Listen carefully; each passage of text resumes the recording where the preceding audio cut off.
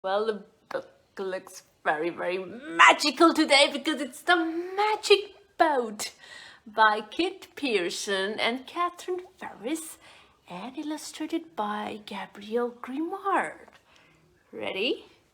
I think we'll go on an adventure, guys. Where will the magic take you? Ooh, I'm so excited.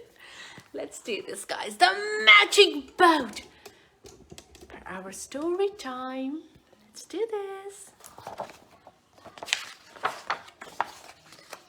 The Magic Boat. Ah, look at that. Every summer morning, Ellie and Nonna went to the beach. That's Ellie and that's Nonna. Ellie built castles and decorated them with shells and pebbles. She stood on the shore and let the cold waves wash over her toes. She jumped on kelp bulbs to make them pop. Pop, pop, pop, pop, pop. Why don't you play with the other children? Nonna asked Ellie. But Ellie was too shy to talk to them. What if they don't like me?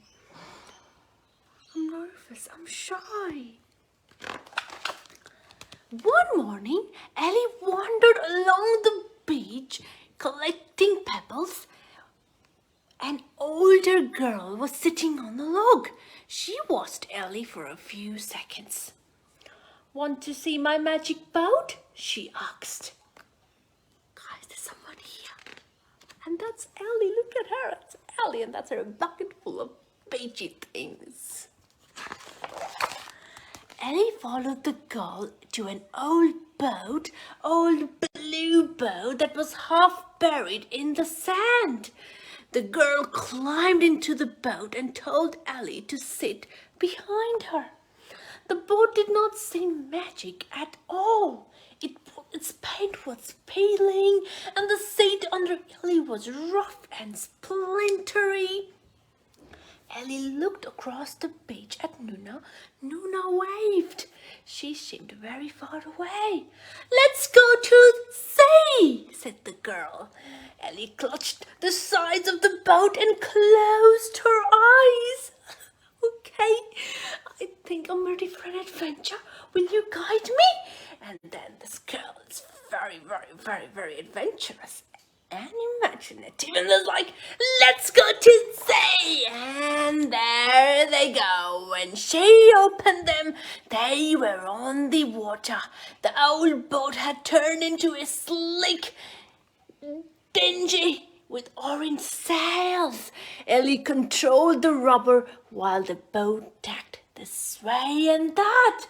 They skimmed past islands studded with sleepy sails. They raced a buoy in another boat. In the distance, a pod of orcas sliced through the waves. Nearby, a heron was trying to swallow a very large fish. When they laughed, the heron croaked and flew into the air. Let's fly, said the girl. Oh, guys, what an adventure on the first day. They're meeting all kinds of creatures. The adventure starts. That's right, Nina. Look at this big, huge bear, and it's swallowing a huge fish. And he's like, go away, you're disturbing me. The boat turned into a balloon, and up they rose with the gulls. The red-headed vulture wobbled above them, searching for carrion. They looked down upon an eagle's nest. The tiny ladybug zipped by. The raven flew by so close they could hear the whoop. Then it turned a somersault in the air. A kingfisher let out a rattling cry and plunged into a water. Guys, what an adventure! They are flying! They are flying, and it's magical, and it's a magic boat. You can see this raven, this vultures, and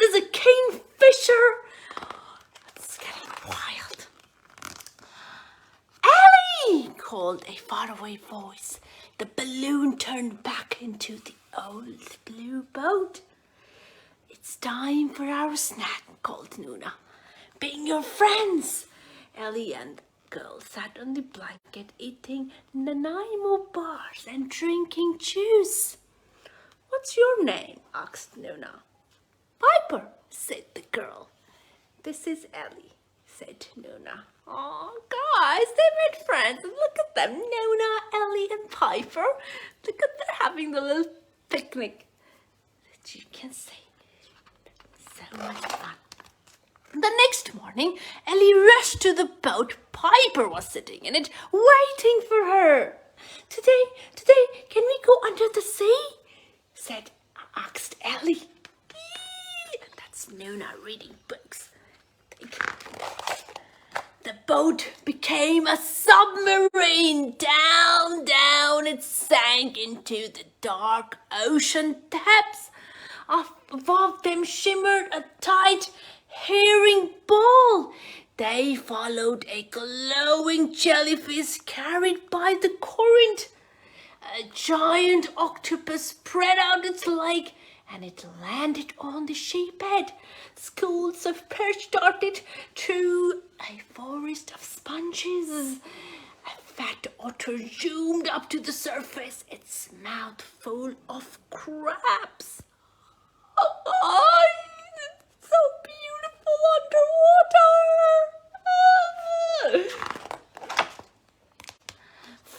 From far away, a boy called, "Piper!" At once, Ellie and Piper were back on the beach, sitting in the old blue boat. "It's time to go," called the boy. "That's my brother," said Piper. Will I see you tomorrow?" asked Ellie. Piper shook her head. Tomorrow we're going back to the city." "Oh no, they're going back to the city tomorrow." The next morning, Ellie sat in the old blue boat all by herself. She tried to sail out to the sea. She tried to fly in the air. She tried to sink under the water, but nothing happened.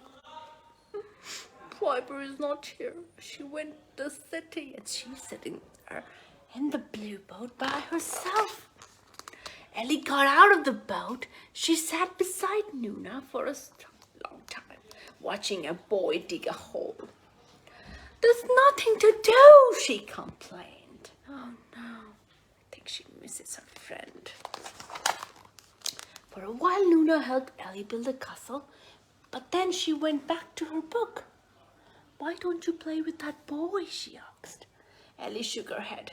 She wrapped her towel around her and sat with her back to Nonna, staring at the empty boat. Now she missed her friend, that's all. I don't want to. I miss Piper. I don't want to play with any boy. That's Ellie. I think she misses her friend. The boy was there again in the next day. Ellie looked at him. She looked at the boat. "Hi," she said. "My name is Ellie. What's yours?" "Shasha," said the boy shyly. Ellie smiled at Shasha. "Want to see my magic boat?" And then there they go. Adventures out there for them and the sea. A huge whale.